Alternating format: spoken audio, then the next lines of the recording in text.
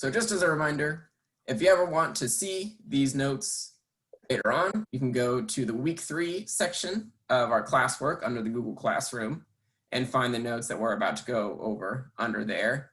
And then also, as soon as we're done with class today, I'll post another Zoom recording under the Zoom meeting section so that if you want to go back and watch me go through these notes with your classmates again, it'll be posted up on a little page that I haven't created yet. So jumping into the notes for today, atomic structure is what we are going to be talking about.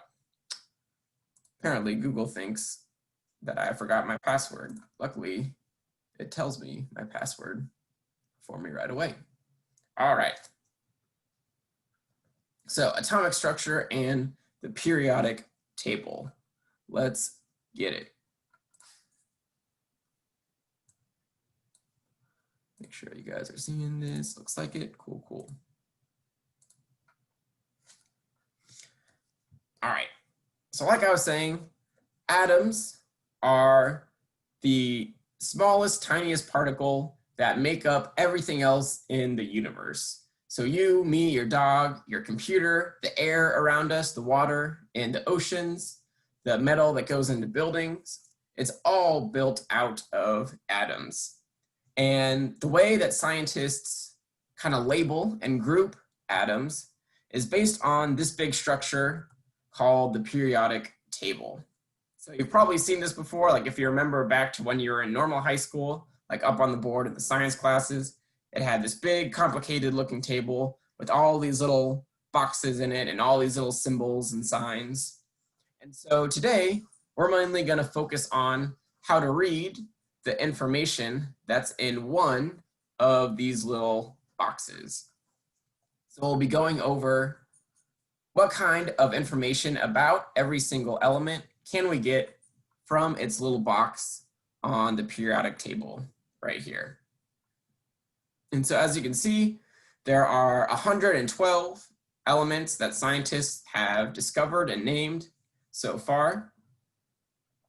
And more may get added on in the future if scientists are able to isolate those.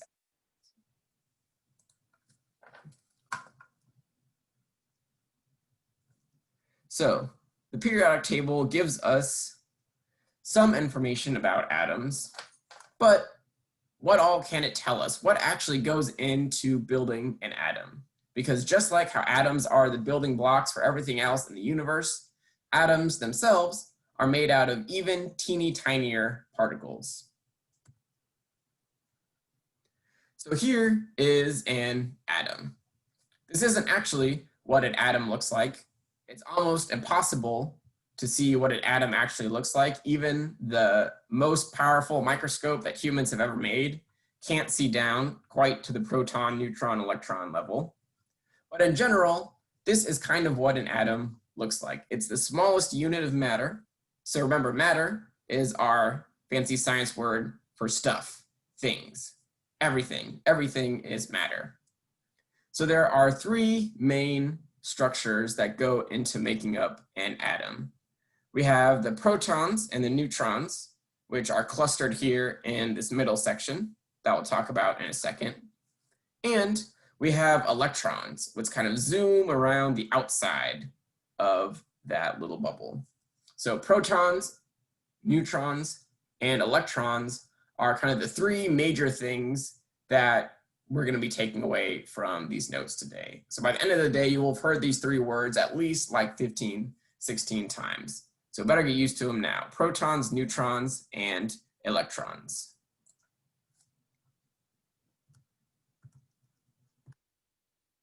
All right, so I mentioned a second ago that our protons and neutrons are clustered kind of in a little ball in the middle of our atom.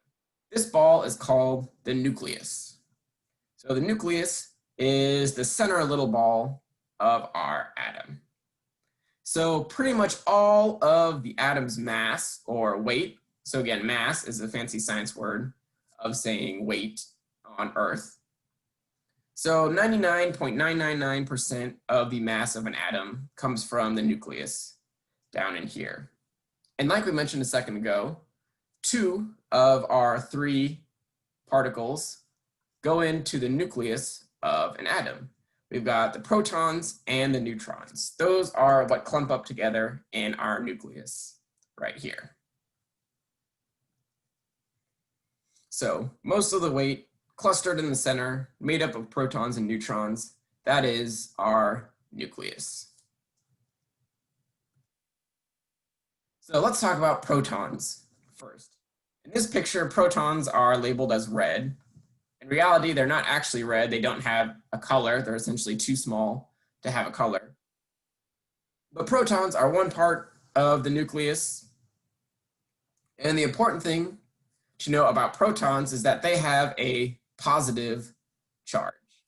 So our three different particles that we're talking about today, protons, neutrons, and electrons, have three different charges, basically three different ways that they interact with an electric field. But you don't really have to know that. You have to know protons means positive. So that one, pretty easy to remember. P for protons, P for positive. So protons have a positive charge. They're hanging out there in the nucleus being little positive protons.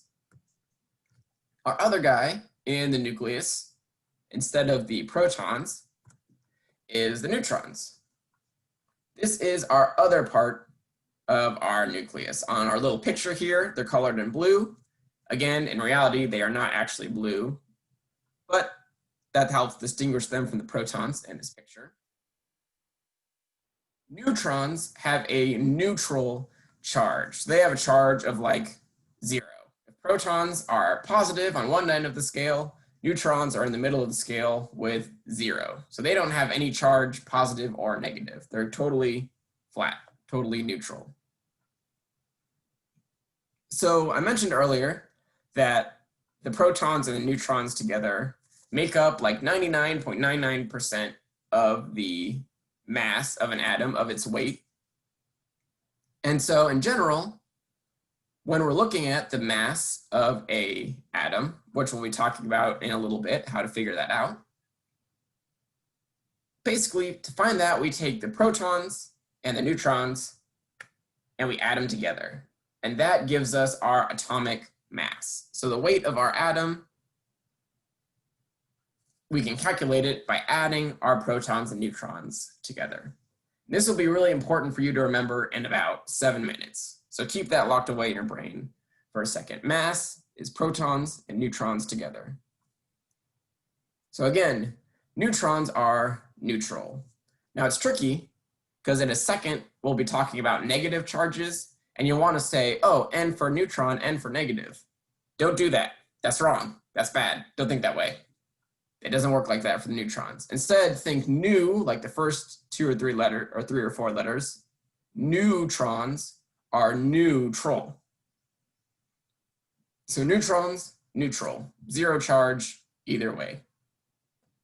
And then we take our neutrons and our protons together in our nucleus, and that is what gives us our mass, our atomic weight of our atom. And finally, we have our electrons. They are not in the nucleus. They don't get to hang out in the middle section here. Instead, they like to zoom around the outside. So they kind of float around the nucleus. They don't hang out inside of it. Electrons are negatively charged. So if our protons are positive, our electrons are negative. The way I like to think about it is that electrons are what electricity is based off of, hence the name, electron, electricity. And if you get hit with electricity, that's bad. That's not fun. That is a negative experience, a negative time. So our electrons are negative. We got these pluses with the protons hanging out in the middle, and these minuses with our electrons, these negatives, flying around outside. Compared to protons and neutrons, electrons are even more super duper tiny and light. So they don't really contribute to the mass at all. They do on like a super duper technical scientific scale, but the way we're going to be looking at mass, we don't really count the electrons in mass. They're too tiny. They're like 1/1000th the weight of the protons and the neutrons.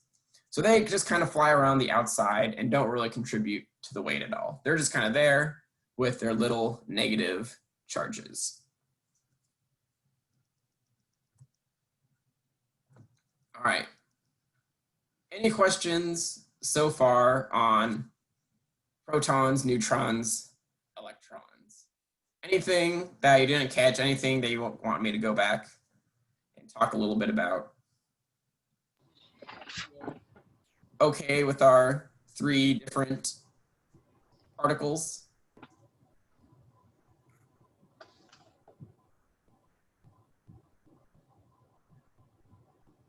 All right, well, I'm not hearing anything and I'm not seeing anything in the chat. So we shall move on to our next section, which is reading the periodic table. So like I mentioned before, each element, each atom, every single one has its own box on the periodic table. And each box has 4 kind of sections to it. So we've got the name of the element, so it's full written out name. So like oxygen, carbon, krypton, neon, something like that, be written out. Number 2, we have the symbol for the element. About 80%, 90% of the time, the symbol is the first 2 letters of that element, or maybe even the first letter if it's fairly early on.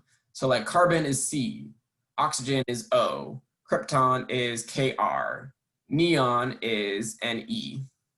Sometimes you get some weird ones, like I think the symbol for gold is AU, and the symbol for silver is AG, I think, and the symbol for mercury is HG. A lot of times that has to do with what like their original Latin name was before we gave it an English name. So you get some weird ones in the symbol sometimes, but like 90% of the time, it's just 2 letters that represent the first 2 letters or so of the name. So we've got the name and the symbol. That's 2 of our 4. The other 2 parts are numbers. So each periodic table box has 2 different numbers, usually 1 number kind of up top, depending on which table, how it's stylized. Maybe it'll be in the middle, maybe it'll be in a corner, but it's the top number. It's also always going to be the smaller number, and a larger number on the bottom. So our top number is called the atomic number, and then our bottom number down here is the atomic mass or the atomic weight. Sometimes different scientists will refer to it in a different way. So however much an atom weighs, essentially, that is our atomic mass. So obviously, atoms are incredibly, incredibly small. If you made a single dot with like a pen or a pencil on a piece of paper, you could fit approximately 1 million atoms across the center of that dot. So these are not in like pounds or grams or ounces or anything like that. They get their own measurement, their own style of measurement called AMUs that we're not really going to worry about, but it's essentially a proton is 1 AMU and a neutron is 1 AMU. And we'll get to why that's important in a second. So our mass, our atomic number is the smaller number at the top, and our atomic mass, or our atomic weight, is the larger number at the bottom. What do these numbers mean? What do these numbers tell us about what kind of atom we're looking at? So the atomic number is actually tells us the number of protons that are in our atom, in the nucleus of our atom. So want to figure out the number of protons an atom has? Super easy, you just look at the number. So krypton is atomic number 36. It has 36 protons in its nucleus. So every single element has a different atomic number. This is essentially the way when scientists first started organizing elements and were trying to figure out, like, how can we order these? How can we put these in that periodic table? They decided, we'll just line them up by number of protons. If you get 1 proton, you're number 1. If you have 10 protons, you're number 10. If you have 36 protons, you're number 36. And that's how they divided the atoms to make sure that they got different atoms for each box.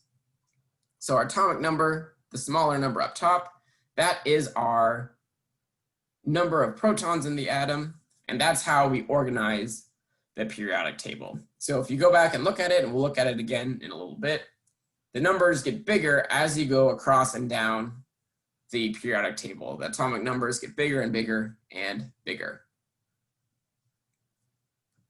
So number of protons, just look at the atomic number. The atomic mass, or the weight down here, our larger number on the bottom. Wait, what did you say? What was that last part you said? So our number of protons is equal to our atomic number. So this will always be protons. So krypton has 36 protons. Okay. Carbon has an atomic number of 12. It always has 12 protons.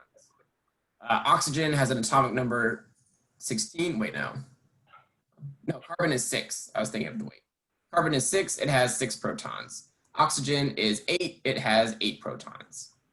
So atomic okay. number of protons always will be the same.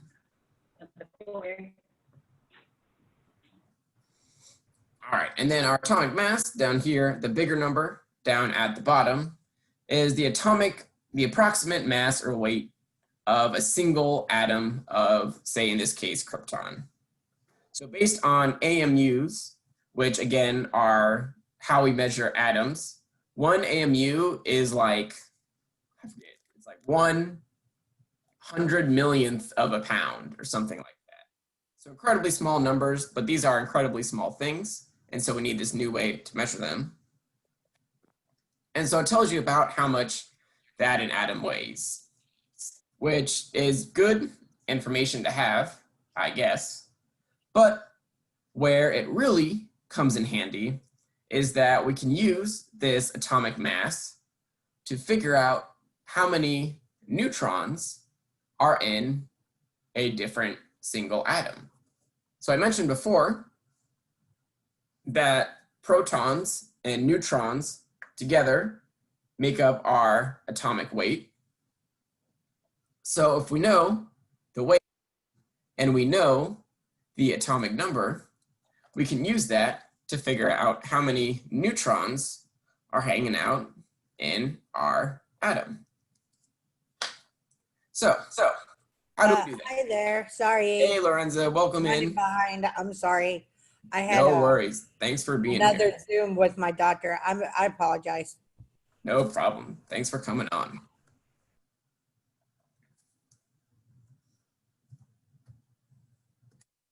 There we go. All right. So we've got our atomic number. We've got our atomic weight. Our atomic number tells us about our protons, so we know about that. How can we put these information together to get our neutrons? So if our number is our protons and our weight is our protons and neutrons together, right? Because you combine them together, you get our atomic weight. That means that if we take away, so we're going to do a little bit of algebra here. Don't freak out. It'll be super simple, I promise. If we take away protons from both of these sides, then we'll end up with how many neutrons that we have. So what that looks like is that if we take the atomic weight and subtract the atomic number, that'll give us how many neutrons are in our atom. So because our neutrons and protons together tell us our weight, if we take the protons out of the weight it'll tell us the neutrons. And since our protons and our atomic number are the same number, we can look at that little box and look at the number at the top and the weight at the bottom, subtract the number from the weight, and it'll give us how many neutrons an atom has. So let's look at that krypton atom that we were looking at in order to get an example. So the atomic weight of krypton is technically it's 83.8, but for all of the calculations that we'll be doing in this class, we'll just round either up or down to the nearest whole number. So in this case, 83.8 is pretty close to 84. So we'll just round the atomic weight to 84. So our atomic number is 36. I was looking at that earlier when I was looking at the notes. I was like, did they just round that up? So I kind of figured, because I was like seeing how you had the little notes on the side, like the math that was going on. So I was like, oh, okay. So I kind of like figured that out as I was going over the notes. Got it, nice. But I was a little confused. The way that they actually calculate the super technical, precise measurements of atomic weights is very complicated, and we're not going to worry about that in this class. You can get almost exactly the atomic weight if you just add up the protons and the neutrons. And so whenever you see an atomic weight, you'll either round it up or down to whatever the nearest whole number is, so the nearest number without a decimal, and just go off of that. So 83.8, okay. Almost 84, so we'll just round it to 84. If instead, krypton was something like 83.2 or 83.3, then we'd round that down to 83. But okay, got you. So we'll round it up to 84. So if I asked you to figure out how many protons and neutrons are in one atom of krypton, you could say, well, the protons is easy. It's just 36. And then the neutrons, we have to take our weight and subtract our number. So we take our mass, which is 84. We take our number, which is 36. And 84 minus 36 gives us 48 neutrons.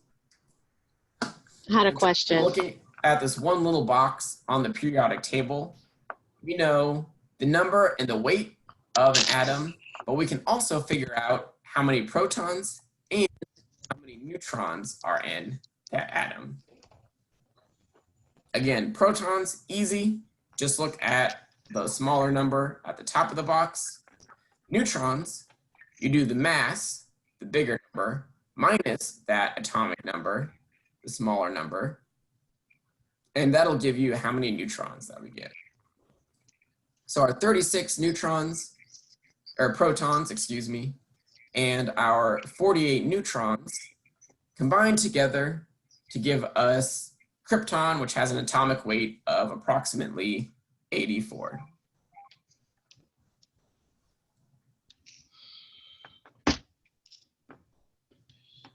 All right, any questions on figuring out protons and neutrons so far? I had a question. Go for it. Are protons and electrons, are they the same? Will the number be the same? Good question. We're about to get to that in just a second, so hold on to that thought. All right, any other questions about specifically protons and neutrons so far?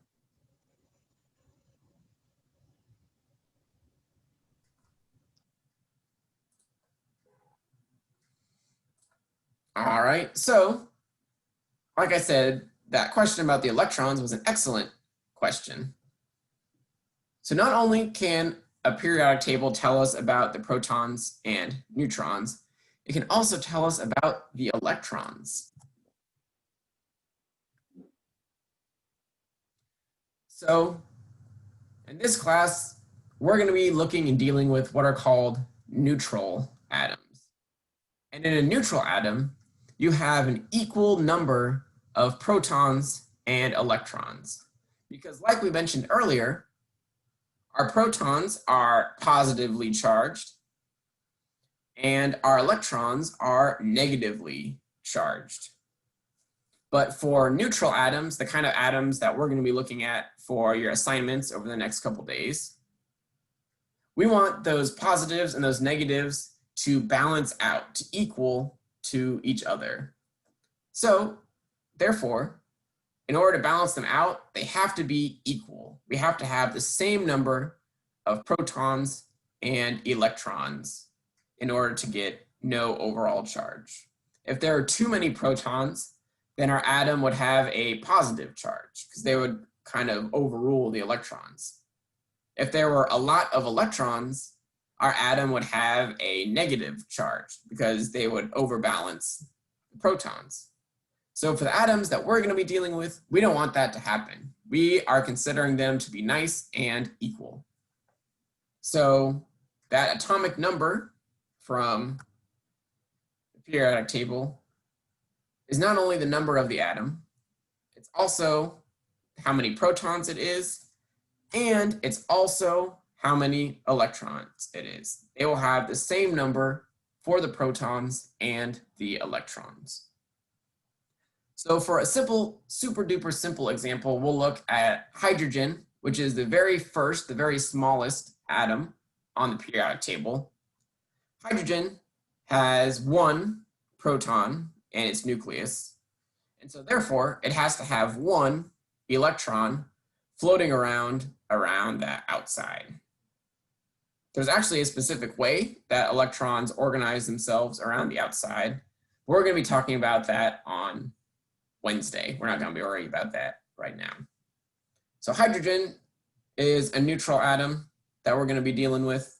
And so it has one proton. It has to have one electron.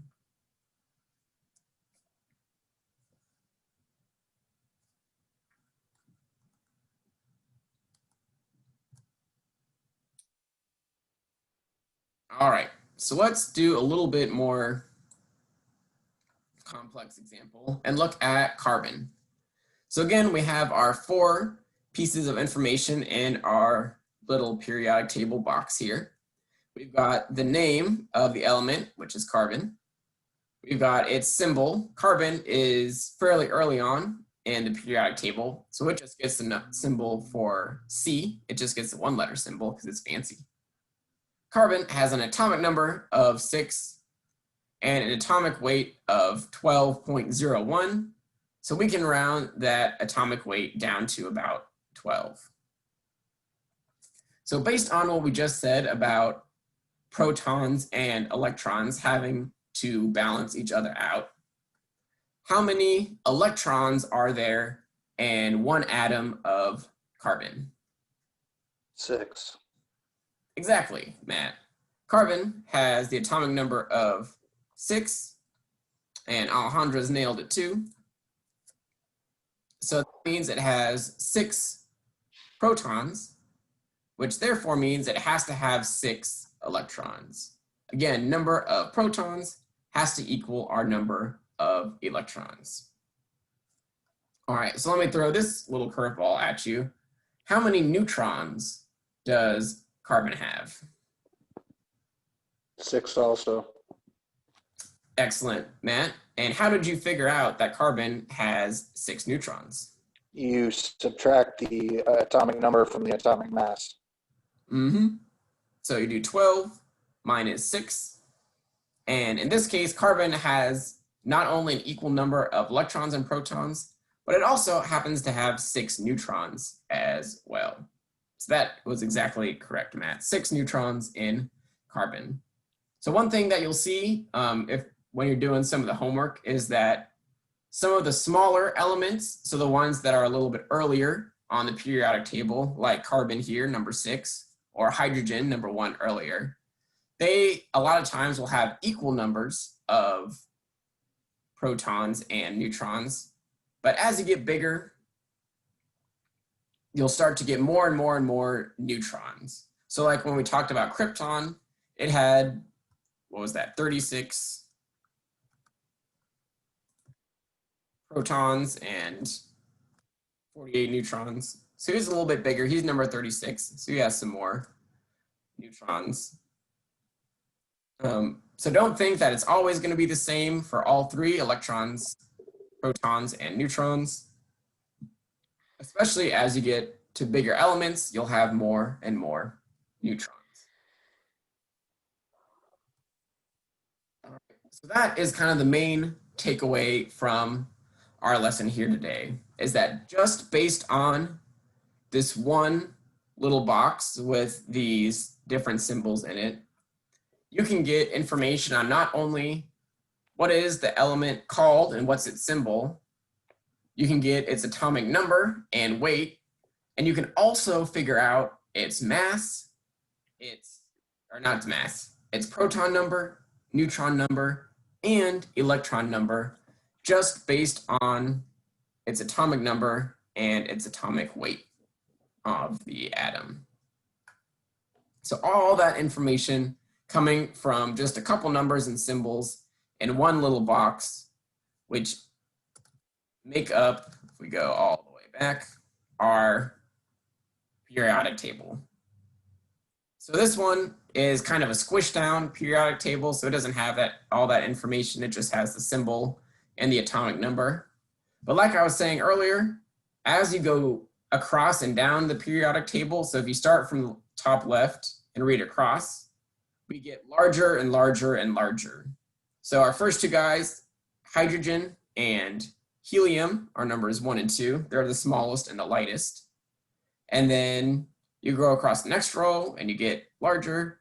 Next row is even bigger. And so you're adding more and more protons and neutrons in the nucleus of our atoms as you move through the periodic table.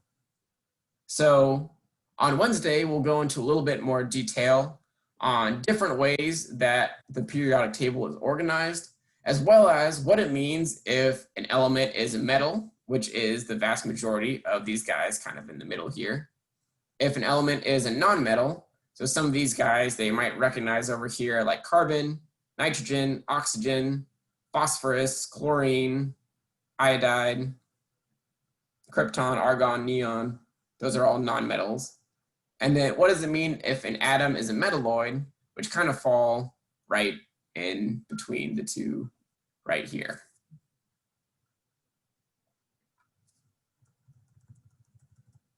So I think that is all of the notes that I wanted to go over with you guys. Any questions so far about, oh, it's the puppy. Any questions about the figuring out protons, neutrons, or electrons, or where we get that information from the little periodic table box?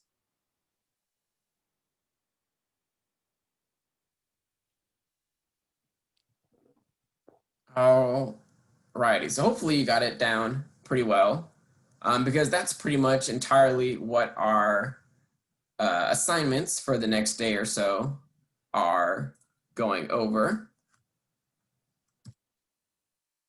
So some of you have attempted our Monday assignment already. If so, more power to you.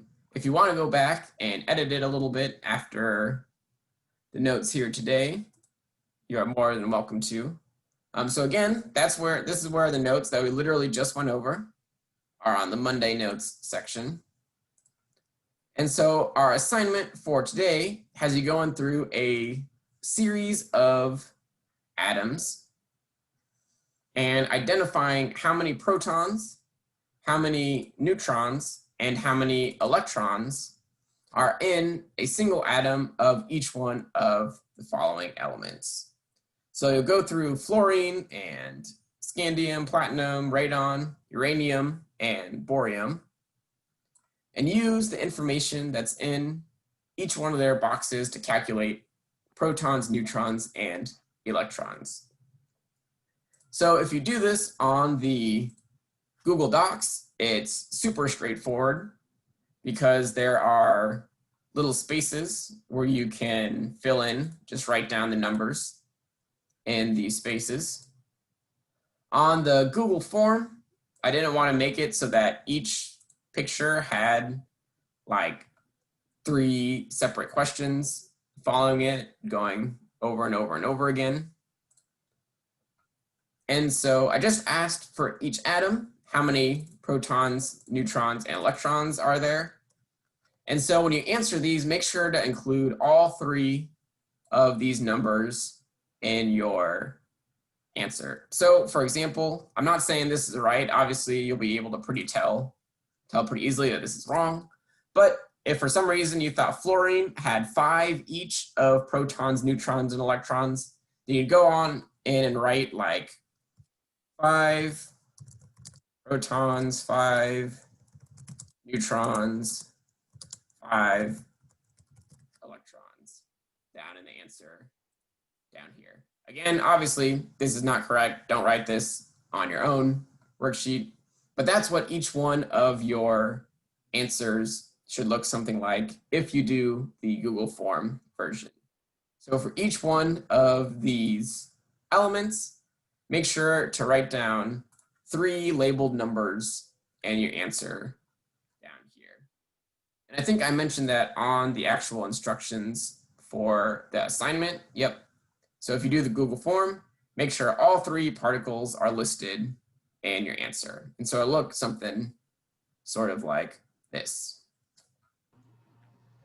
Okay, so with the on here for the Google, you said it has to, we have to break it down of how we got the answer. No, Exactly. not that format, the other format for the Google. Yeah, that one. Oh, okay, so you already did it on there. So we just have to So write this that. one is We just have already to write the broken down. numbers. So yeah, you can literally just plug in the numbers right here if you want to do it the Google Doc way. You only have to break it down yourself if you do it on the Google form. Okay, because I actually did the Google form. I just feel like it was better. Okay, awesome. Okay, got you. And so yeah, as long as your answers all look something kind of like that, then that's all the information that you need for each one. Essentially, I just did it so it wasn't, so I didn't have to type out the exact same questions over and over and over again. All right, and again, you can find that under Monday assignment, atomic structure.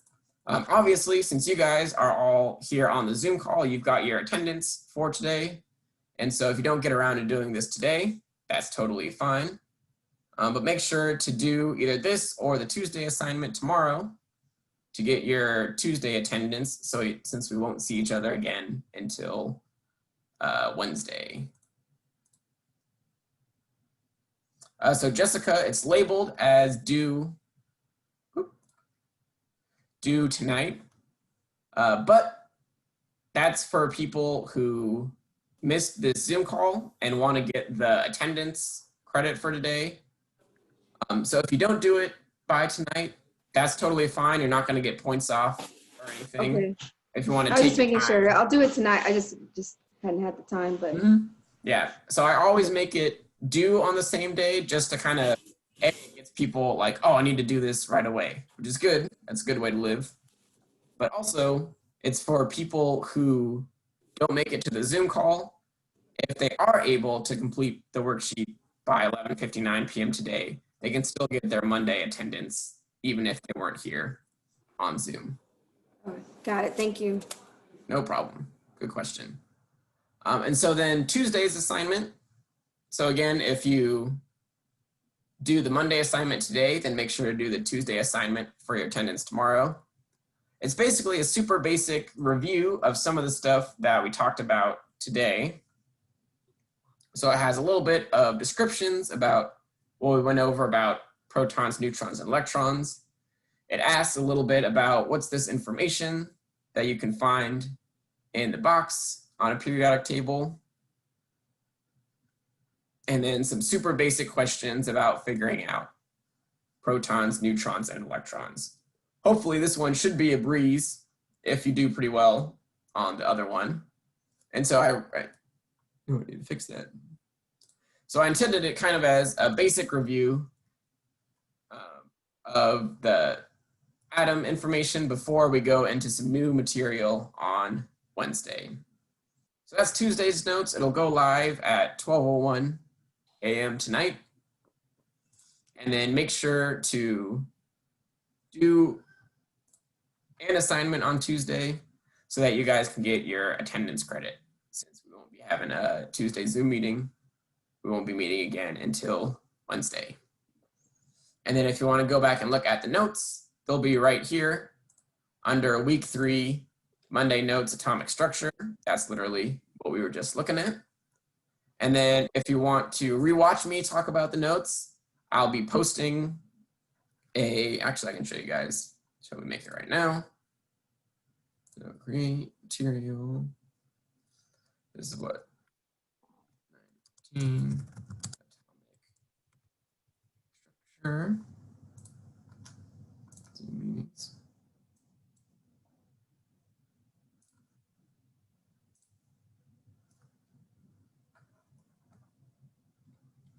So I'll post the recording of our meeting today underneath the atomic structure section and the recordings tab over here if you want to go back and watch it later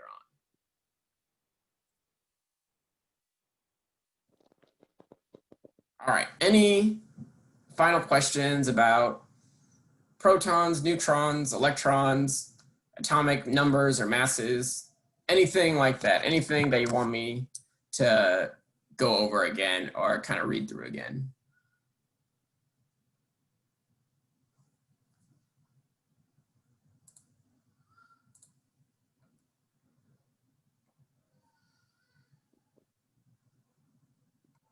All right, looks like everybody has got it down pretty well.